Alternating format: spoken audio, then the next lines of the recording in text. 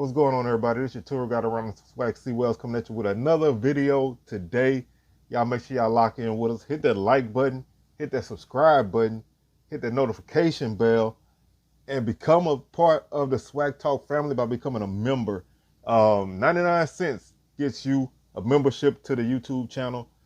We have special perks coming at you. We're going to be dropping special members-only videos and shorts. I'm going to have rants and reactions to different things that I want to put there. So if you want to get everything, man, become a member of the SWAC Talk crew for 99 cents and get down with the get down, man. And so we're going to still be bringing y'all a lot of stuff, SWAC smoke and everything like that, and all our normal videos. But you know, we also bring y'all that membership tier. So get down with that. Check out the Facebook and Instagram, both SWAC Talk, Twitter SWAC Talk 76. And now let's get on with the show, man. Let's do it. Yo,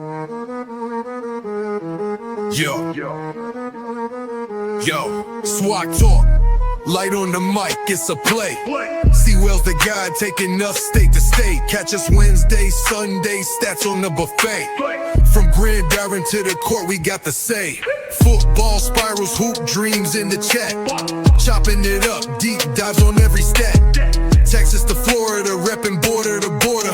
Arkansas to Bama, the vibe getting warmer. SWAC Talk, keep the knowledge on deck. C Wells spinning wisdom, gotta show respect. Facts flying higher than a wide receiver's check. From football to hoops, what y'all expect? Guests roll through, dropping stories untold. Legends from the SWAC, spitting straight gold. Locker room vibe, secrets unfold. CW heavy like a championship hold. The South's got a rhythm, a culture to match. Each stat, each fact, another door latch. SWAC Talk connects like a perfect pass catch. From Alabama skies to Florida's grass patch. SWAC Talk, keep the energy alive. Wednesday to Sunday, where the legends thrive. Facts and stats sharper than a coach's knife. Balling on the mic, that's how we survive.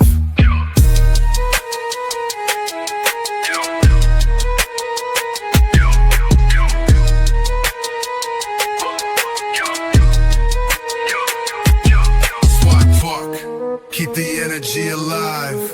Wednesday to Sunday where the legends thrive. Facts and stats sharper than a coach's knife.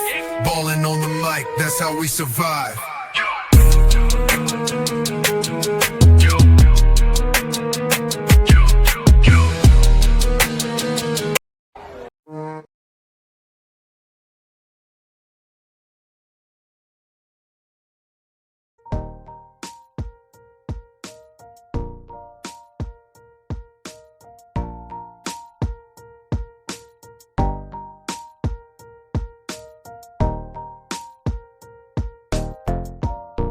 What's up, y'all, man? What's going on? Welcome to another edition of You Heard Me. It's your tour guide, C Wells, coming at you, man. And of course, we gonna chop it up a little bit, man, about something that is hilarious to me, man. I actually love it. But you know, I also like to kind of dispel it, man. It's a narrative that my Jaguars are in possession of a rabbit foot that helps them win football games. Now, if it was up to me and it was up to that rabbit foot, dog, we would not have got monkey stomped by Jackson State 2 times last year, and we would not have got mollywopped by Nickel State, and we would have not got harassed and bamboozled by FAMU, and we would not have been embarrassed by McNeese. So, to me, what purpose is of a rabbit foot if I can't use it against good teams, man?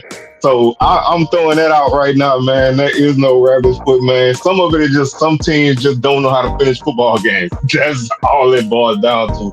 And to me, when you say Southern got a rabbit's foot and they beat you, it's really absolving you of any responsibility for your loss, man. To take the blame for your team losing, man. Except the fact that your team did jack squat in the second half. But seriously, man, I do want to take a minute and look back at last season. And this is going to be my last look at anything with last season because we are only a couple weeks away from Media Day, which thrusts us directly into the 2025 season. So we're gonna kind of just look at that narrative, man, and go from there. So first off, before we even jump into it, if you want to say Southern is a bad team, a mediocre team, I'm not even gonna argue with you on that. That's your perception. That's your, that's your feeling. If you want to say Southern don't got no talent, compared to some other teams, maybe not, but compared to the rest of y'all, yes, we do. Um, but I'm still not gonna really argue with you on that. If you want to say Southern found some ways to win a couple games that they probably shouldn't have, I'm not gonna disagree with that. I always said Southern was a second half team last year, and I said this season that's not sustainable, and that you have to be able to play a full 4 quarters of football to win. Your offense has to complement your defense. You can't keep counting on your defense to bail you out every game, so your offense can make those scores to win those games. But I'd rather have a team that wins in the fourth quarter than loses in the fourth quarter. So to me, I take that every day of the week. So if we got to have a rabbit's foot, then God damn it, give me 2 of them mugs. But anyway, seriously, man, I'm just having fun. I'm just having fun with this. Let's look at last season, man. We're not even gonna worry about Savannah State game because that was a game against a D2 team that played a bad first quarter and basically did what we wanted from the second quarter on. The rabbit foot, it really probably stems from those Purple Panthers out there in Texas, man. They was a little hurt that they could not close out a game against Southern at home, which is something that they don't do.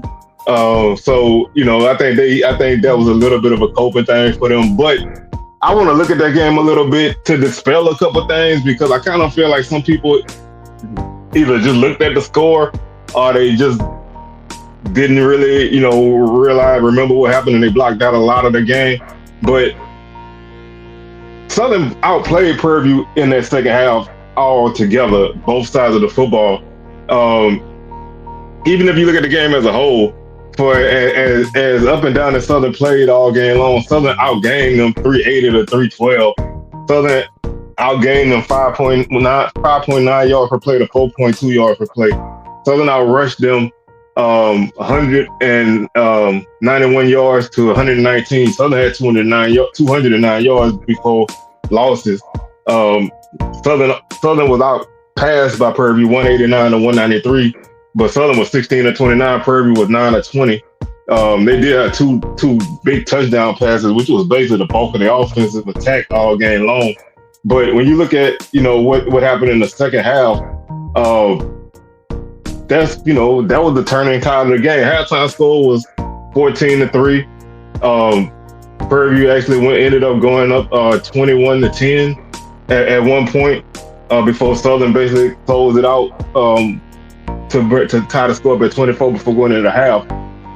Southern outgained Prairie View in the second half by a total of 147 yards to 307.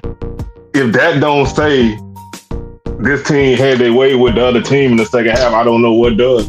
And 70 yards, 72 of those yards for PV came on one play, on a busted pass play that they scored a touchdown on to take a 21 to 10 lead. They missed 2 field goals. I'm gonna give them that one. Well, one of them was blocked at the end of the game. They missed another field goal. Southern missed a field goal, but there was not a lot of fluky things going on in that game to me that makes this be a lucky win for Southern. Hell, Southern dropped the interception that could have sealed the game in overtime, but an offensive pass interference penalty gave Prairie View 2 more downs, and they got sacked both times in the end of the game. So I don't even rule that as some kind of lucky fluky win, because you just did not play a good second half. And when you don't play a good second half and you play an okay first half, you don't play a good second half, you lose. You need to slam the door on teams. So I'm not even going to look at that as a fluky rabbit foot type win. That was just a team that know how to close out a game, and you lost at home. So you got to eat that L. Now, if you want to say a fluky game, then it's the Texas Southern game. Southern offensively played horrendous in the first half. We had a pick 6 that we threw, fumbled the ball TSU ran it down. They scored on one play later, 14-0. Southern dropped a touchdown basically on a Hail Mary going into the half. I mean, kid caught the ball and hit the ground and it bounced out. Could have been 14-0 if for the fifth. If my aunt had nuts to be my uncle, however you want to put it, it don't matter. Went into the half down 14-0, came out second half, kicked 2 field goals, and scored a touchdown. Was down 14-12. TSU only had one drive in that second half worth anything. They kicked the field goal on that to go up 17-12. And then they got a safety and made it 19-12. And at that point, even I thought it was over. Yeah, I was going ham at home, man. I throwing my shirt around the house. I was really upset. I didn't want to go on live that night. But the fluky play happened when TSU was trying to run out the clock and they decided to punt the ball, which, you probably should do at that point. But the kid, some kind of way, he missed the punt. And, Southern got the ball to 16 and scored. Scored and got the extra point to go into overtime. TSU had another opportunity. Kid dropped a wide open pass on third down. I don't know if he'd have scored, but he probably could have put them in better position. They missed the field goal. Southern took the field goal to win the game. Now, that's as fluky as it gets. And if there's any game I say Southern had a little hoodoo on their side is that game. But again, when you look at how that game went in the second half, TSU has 90 second half yards. The bulk of those yards came on their field goal drive in the fourth quarter. Southern had 210 yards in the second half. So, they played better. They just played better. But it took a fluky play for Southern to win that game, to even be in position to win that game, because they still had to score once they got that ball. But if that play don't happen, then TSU wins this game. So, if there's a rabbit foot game, I'll give that one all day long. That's a rabbit foot game if that ever was one. Alcorn, that was a 14-14 game at half. Southern basically shut Alcorn down in the second half, held the Braves to 71 yards of offense. Southern finished with 144 yards of offense, scored a field goal and a touchdown in the fourth quarter. Field goal take the lead with 6:10 left in the game, and then a touchdown came off of Alcorn fumble, and they won 24-14. One of their only 3 games that they won by double digits. Everything else was one-score games. So if you want to look at it as a team that wins ugly, hey, again, I'll take that. That's it. I'm not gonna Sidney Dean it. You know what I'm saying? I don't want to look pretty and lose. I'd rather look ugly and win. So if that's what it takes, that's what it takes. Alabama A&M, same thing. Southern trailed 10-0.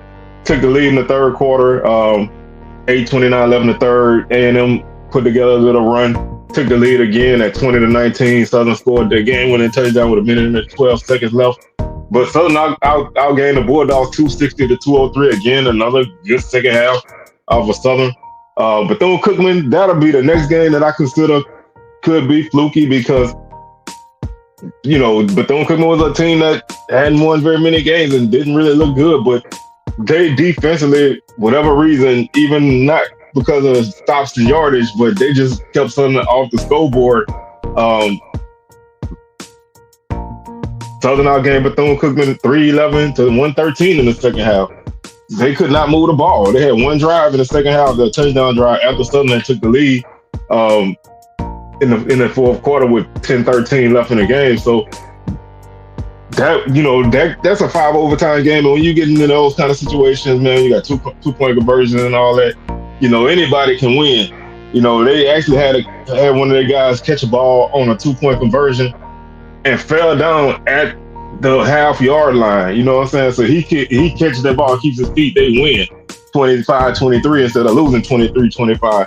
So those are the kind of things that I conceive that as maybe a little bit of lady luck on your shoulder. But other than that, man, it ain't much. The last 2 games, Southern won in double digits. They led the game basically the whole from the second quarter on against Pine Bluff. They led basically the whole game after the first quarter against Grambling. So if you want to say Southern plays ugly football, I wholeheartedly agree. If you want to say Southern is a team that wasn't as good as made a record seem like, because when they played against better teams, they just couldn't measure up, I ain't got no problem with that. You know what I'm saying? That was a clear divide between the teams ahead of Southern and the teams below Southern. But There is no rabbit foot, man. One game, one real game that you can consider lucky out of 8 conference games, um, is not luck, man. The rest of it is just teams that don't know how to close out games. So I would suggest that you get your guys to learn how to close out games. And if you're using this rabbit foot narrative as why Southern won't repeat as SWAC West champs, I can't rock with that. Now, if you want to say the fact that Southern running game ain't experienced and that's the strength of their team most times, and that ain't if that don't do right, then they don't win. I'm with that. But that rabbit foot thing is not gonna save nobody. That rabbit foot thing is not gonna be the reason why Southern doesn't play in the SWAC championship game.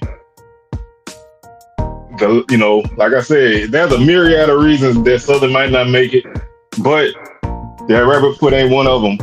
So if that's what you're counting on, good luck, man. But seriously, man, I just wanted to come on here, have a little fun before the 4th of July, and just do my little You Heard Me series and the rabbit foot thing, man. If that's what it takes, nah, I know all y'all teams who finished below Southern were damn near killed for that rabbit foot, so you could have been in the SWAC championship game. So don't knock it. Tell your team to get one, and then maybe you'll be able to be talked about in that way. But all in all, man, I hope y'all enjoy it, man. Like I said, this is just, a little fun thing. So, I don't talk a lot of noise on this show, but I can talk a little bit. I try to stay neutral. Yeah, y'all know how I do. But, I got to pop out now and then now, man, because it's that time. So I'm putting myself out there and have a little fun. So with that being said, man, I'm your tour guide around the SWAC Wells, signing out, and I'm going to catch y'all on the rebound. Peace.